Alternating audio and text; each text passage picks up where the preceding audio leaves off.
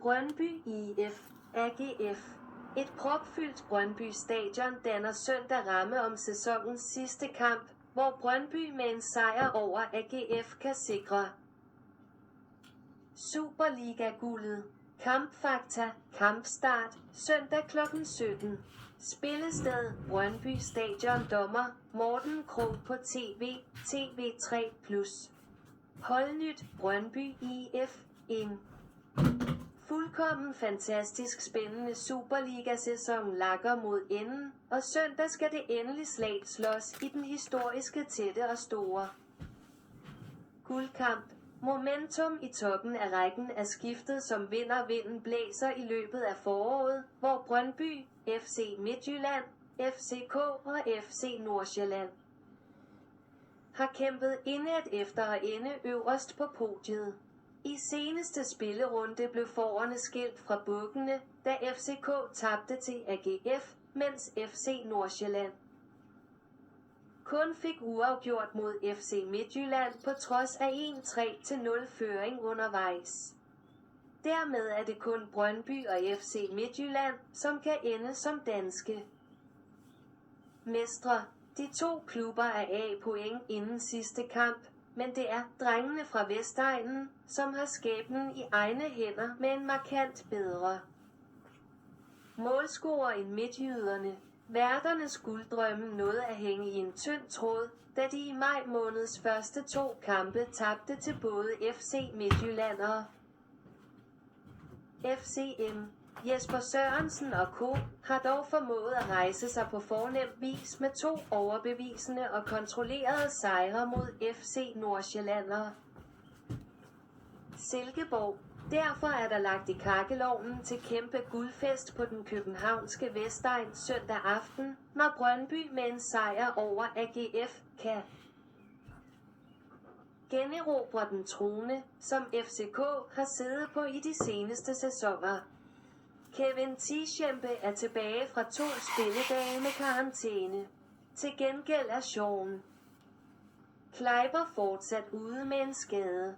AGF uden sejr i mesterskabsspillets første 8 kampe, nederlag i pokalfinalen, 5 nederlag i streg i Superligaen, et væld af skader.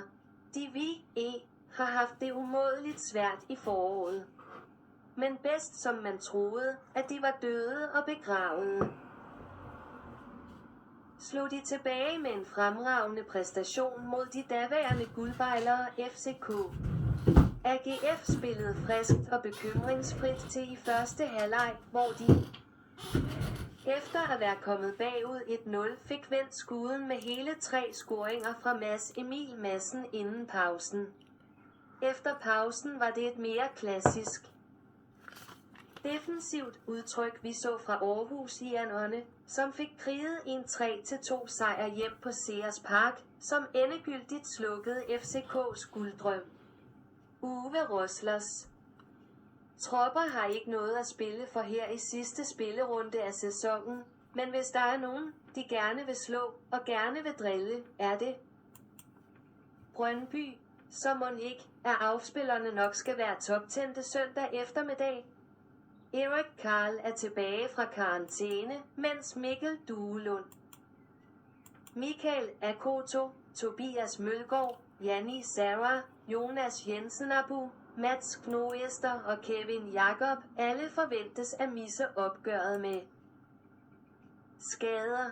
Karantæner, Brøndby IF, ingen AGF, ingen bud på startopstillinger, Brøndby IF, 3-4 minus 2-1, Pens, Vanlerberghe, Lauritsen, Rasmussen, Sebulonsen, Radosevic, Vas, Divkovic, Bundgaard, Vallys, Suzuki.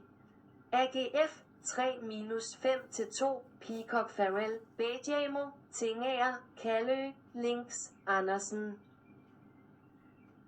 Madsen, Poulsen, Anderson, Bæk, Mortensen. Dom, AGF leverede en frisk, flot og offensiv indsats tirsdag, da de slukkede FCK's gulddrøm, og da de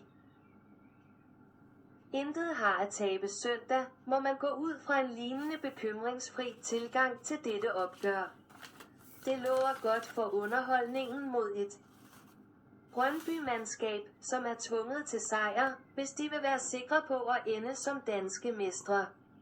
Der er lagt i kakkelovnen til en intens affære, og det ville ikke undre mig, hvis AGF når at sørge for lidt bange anelser på et propfyldt Brøndby stadion. 3-2 til Brøndby.